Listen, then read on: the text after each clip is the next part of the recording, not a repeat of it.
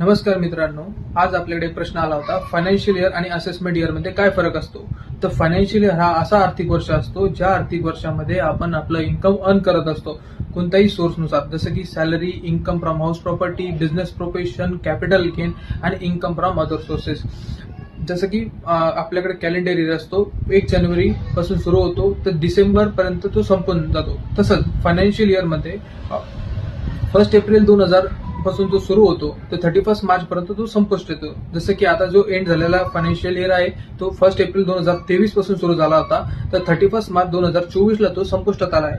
आता ह्या financial year मध्ये जे काही आपण इन्कम अर्न करत असतो त्या इन्कमचं आपल्याला असेसमेंट इयर मध्ये तो पूर्ण इन्कम कॅल्क्युलेट करून त्यावर येणारा टॅक्स आपल्याला गव्हर्नमेंटला जमा करायचा असतो. तर हा इयर सुरू होतो 1 एप्रिल 2024 पासून 31 मार्च 2025 पर्यंत. याला आपण असेसमेंट इयर असं म्हणतो आणि या इयर मध्ये आपल्याला सर्व